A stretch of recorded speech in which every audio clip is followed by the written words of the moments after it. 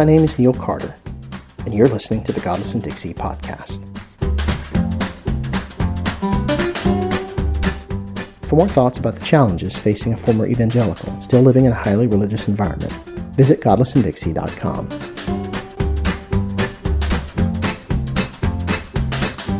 Leaving my religion was nothing like entering it. People love to say that atheism is a religion. I can't tell you how many times I've heard this smug assertion, I don't have enough faith to be an atheist. I know what they're trying to do, but I always want to ask them, does that mean faith is a bad thing now, or is something you can have too much of? It seems to me they're using a definition of faith which means drawing conclusions before collecting enough information to do so. I wonder if they're willing to follow that definition through to its logical conclusion. Most likely it's meant to be a snarky soundbite, although it's one they haven't thought through very well. I'll also add that this is yet another case of Christians projecting their own issues onto the rest of us. I could spend a lot of time explaining the fundamental differences between evidence-based reasoning versus predicating truth claims on the religious authority of ancient texts. I could also explain that most atheists aren't making positive claims about the non-existence of all conceivable gods, which means there aren't actually any claims that require testing in the first place. But I'd much rather use my own story to explain how utterly different the trip into religion is from the trip out of it. I think that gets at the same issue from a different angle. Call it a sociological or psychological look at the difference between Christianity and atheism. Whatever you call it, the point is that becoming an atheist was for me a process fundamentally different from becoming a Christian. Here are the 6 most obvious differences that occur to me.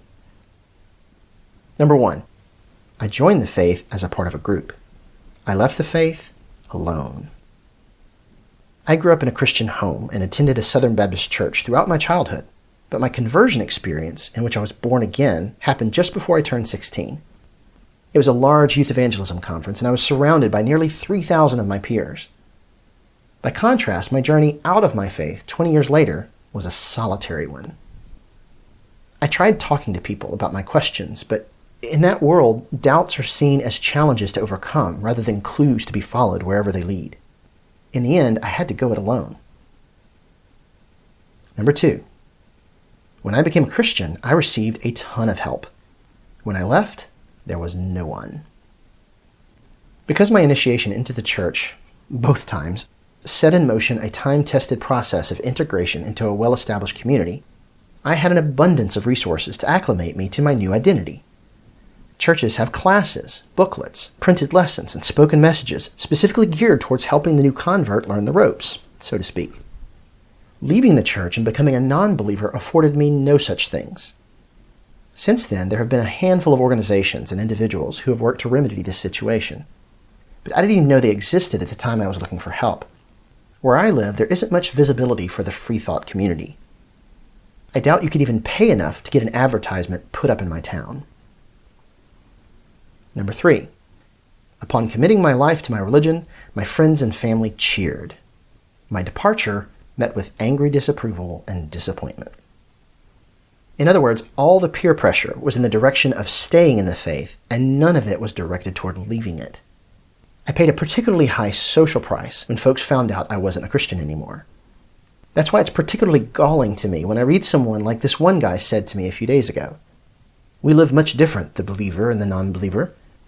I live to please God and hope not to offend him. You live to please man and hope not to offend them. I was trying to reason with this guy by explaining to him that for people like me, quoting Bible verses doesn't add weight to what he's saying. It's not magic, or at least the magic doesn't work on those of us who are the dones, because we already have been there and done that. I was trying to help him understand how to get more out of conversing with non-believers, but he couldn't accept anything I said. He has the Spirit and I don't, so my perspective is automatically invalid. Great way to win friends and influence people, right? But I digress. The point is that he harbors the notion that pleasing other people has anything at all to do with my being on the outside of the Christian faith. Nothing could be further from the truth. If I wanted to please people, I'd still be in church. When I was there, I had everybody's approval. Now that I'm not, I'm a pariah and a disappointment. A cautionary tale about what happens if you ask too many questions.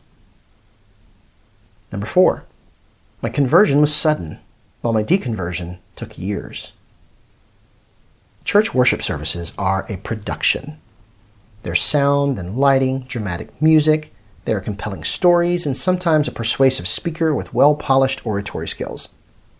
Evangelistic youth events are like that, but on steroids.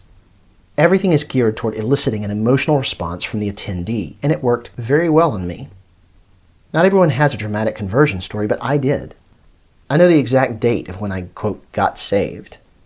I used to celebrate my spiritual birthday every year because I saw it as the beginning of a new life. In retrospect, I see how contrived the whole experience was. I fell for a carefully orchestrated sales pitch, and it worked on me for 20 years. My departure from the faith was nothing like that. I can't even pinpoint when I became an atheist because it happened so slowly over a period of time. There wasn't a single moment where I suddenly realized I'm an atheist. It was more of a growing awareness of things and a gradual letting go of beliefs that I no longer felt were supported by reality. Number 5. I entered the faith following my emotions. I left the faith in spite of them. Because of all of the above, all of the emotional reinforcement pushed me toward converting in the first place. There was a promise of hope, of fulfillment, of joy, and of purpose. There were so many stories and promises about what following Jesus would be like, and I bought it all. Incidentally, I did not belong to a tradition that promised health and wealth. In fact, the tradition I eventually inhabited was preoccupied with taking up one's cross and denying self. It was very much the opposite of the prosperity gospel. But I found that neither of those traditions deliver what they say they will deliver. And when I left, it wasn't for promise of some better horizon. On the contrary, I knew that leaving my faith would bring heartache and loss and ostracism. I saw it coming. I just didn't have much choice. I didn't believe anymore. And I'm not the kind of person who can live a lie indefinitely. Number 6. The road into my faith was paved with answers. The road out has been paved with questions. Entering the faith, I was told there are some things we will just never understand, and I needed to be okay with that. Once outside, I've been encouraged to question everything. That fits my nature so much better. But I've noticed that my friends who are still Christians can't seem to understand that my new social world is not as obsessed with certainty and answers as they are. Because they believe in divine revelation, there's a closed-off quality about their views on things. God has spoken, so who can question what he says, right? Now there's a formula for epistemic closure if I've ever seen one. Quite the opposite, I now inhabit a world that knows it doesn't know everything, but wants to know more. And it knows the only way to ever know more is to remain aware of the fallibility of its own conclusions. Consistent empiricists have to remain open to new paradigms and new information. They can always change their minds whenever new evidence presents itself. A religion? Not so much. My old worldview didn't have the capacity to self-correct.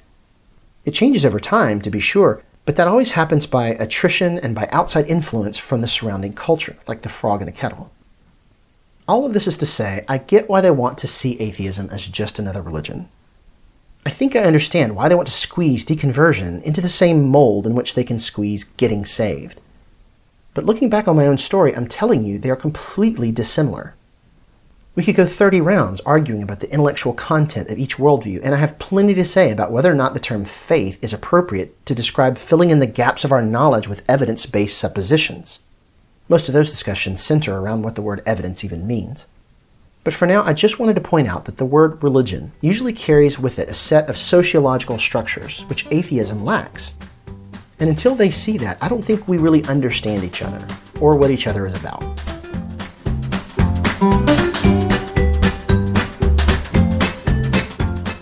Thanks for tuning in to the Godless and Dixie podcast. Be sure to subscribe, and while you're at it, check out the blog itself at godlessanddixie.com. If you're helped by what you've heard and would like to help me keep doing what I'm doing, you can become a sponsor through visiting patreon.com/godlessanddixie.